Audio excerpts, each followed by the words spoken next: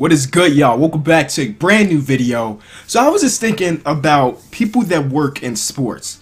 If you think about it, it's getting harder and harder for a normal guy like me to get a job in sports, where we're talking about media, we're talking about front office, because all the jobs are being taken away by former players. Think about TNT, NBA, like cast. Think about it.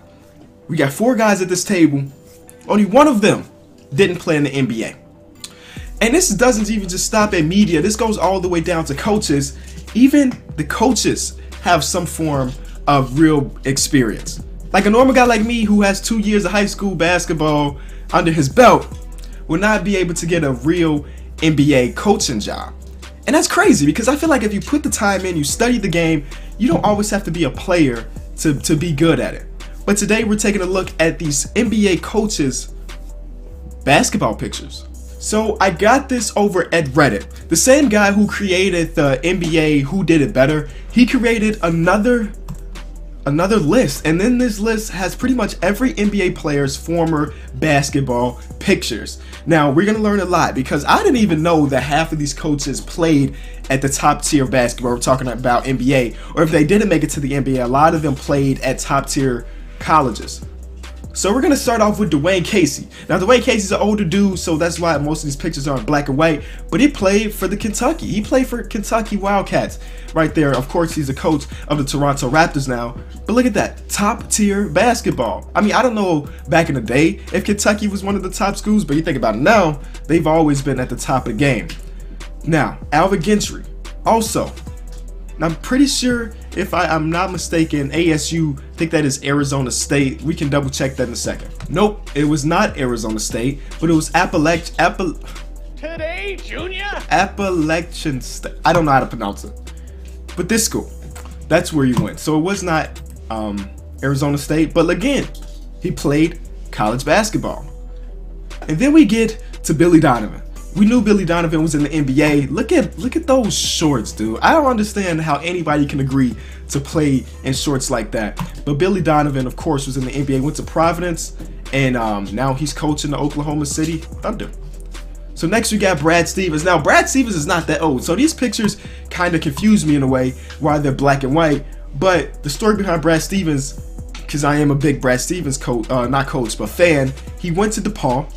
He played basketball for them. Then eventually, after he graduated, he basically went right into an assistant coaching job, if I remember that correctly. I read a book that kind of talked about him a bit. I'm pretty sure he went right to a coaching job, and eventually he became their head coach, and then eventually he got the offer at Butler, and eventually he got the offer in Boston, and now that's where he is now. The next we got Frank Vogel, who's holding up a trophy. They won something. They won something, and, well, he played for him. Then we got, of course, Doc Rivers. We all know Doc is one of a pretty solid point guard in the league. He played for a couple teams, the Atlanta Hawks. We got the Clippers, Hawks again. He played in New York, then he played in San Antonio late in his career. Look at that old mug right there. Like, he was an old dude back then, but still tried to get his paper by playing. And then we got Earl Watson, who basically just retired maybe 3 years ago, and now he's a head coach in the NBA. Now, he was a journeyman, for sure a journeyman. Look at all these teams he played for in his career. But those shoes, though, those things look huge. So many different numbers. Yeah, another journeyman in the NBA. Then we got Eric Spoelstra. Now, I didn't even know Eric Spoelstra played basketball. I always think of him as he came up in the Miami Heat film room, and now he's a head coach. But look at that, he played the game too, and it looks like he's trying to get a bucket. But this guy right here maybe got something else to say about it. Then you got Greg Popovich. Now you see they call him Popo. Played for the Air Force, we all knew that, but one of the greatest NBA minds ever right there. And then we got my head coach, Fred Hoiberg. I guess he's my head coach. Played for my Bulls, played for the Minnesota Timberwolves, Indiana, played against LeBron in here. That's crazy that he's been out of the league maybe like 6 years or so. Oh no, not 6 years. I don't know why in my mind I still think it's like 2012. He's been out of the league for maybe like 10 years now, and well, he got to guard LeBron for a little bit. Then we got Mike Budenholzer, who, again, that's an old picture. He's thin there. I mean, you think about it, all these coaches probably thin at one point, but it's weird to see him thin. Of course, Jason Kidd, one of the greatest to ever do it. We all knew him. Well, is that Kerry Kittles? Kerry Kittles making an appearance in this video. Then we got Jeff Hornacek with the craziest free throw routine in probably NBA history, where he's rubbing his face. Somebody told me that is him saying hello to his family or something like that. But of course, he played for many teams too. Another journeyman. But you think about it, he's got to play under a lot of coaches in his career, so he picked up a lot of NBA knowledge from a lot of NBA greats. So that's probably why he's a pretty solid coach today. And he's guarding the GOAT right here. Look at the GOAT. Oh my God, that's definitely the GOAT pose. And then he got the shoes, you already know. Okay, Kenny Atkinson. He played overseas for a little bit. That's where I know him from, but I didn't even... Okay, he didn't play in the NBA, doesn't look like, because I don't see any NBA pictures, but he played at Richmond, and he played overseas for a while, and now he's a coach for the Brooklyn Nets. Steve Clifford, you don't get much of Steve Clifford's basketball pictures, but just a mugshot of him back in the day. Then we got Luke Walton. We all know Luke Walton got a couple rings by being on this guy's team right here in this picture, falling on people's necks, and then playing for one of the worst teams in NBA history, that Cleveland Cavaliers team that won maybe like, I think it was like 12 games or so.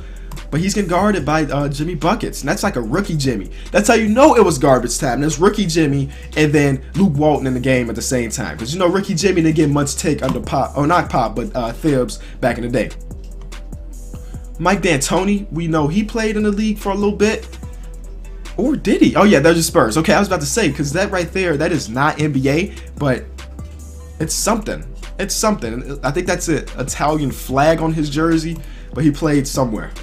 Then we got Nate McMillan, who played alongside Sean Kemp and Gary Payton back in the day. Again, another great NBA mind. See, this is something that surprised me. I did not know Quinn Snyder played at this high of a level, man. I knew he had some basketball experience, obviously, but I didn't know he went to Duke and played under Coach K. That surprised the heck out of me. He had to be a real gem, but I don't think he made it to the league. But he went to Duke. That's all that really matters. And he played under one of the greatest basketball minds ever. So, Stan Van Gundy, a young Stan Van Gundy. This dude turned into this dude. It's crazy what a couple 30, 40 years can do to you. But look how thin he was. It's crazy. Then we got Rick Carlisle, as we all know, played for the Celtics and played for New York for a little bit. Scott Brooks, another guy that we all knew was in the league for a little bit. Same thing with Steve Kerr, played for my Bulls back in the day. Lit it up, got a couple rings, and getting guarded by one of his good time friends who also knocked him out in a practice before. If you did not know, Kobe definitely smacked his man in his mouth a couple times. Not Kobe, MJ. MJ smacked his man in the mouth a couple times. Terry Stotts, now I can't tell where he played, but look at that stash. Terry, man. Back in the day, those stashes was in, and good thing he doesn't have it anymore.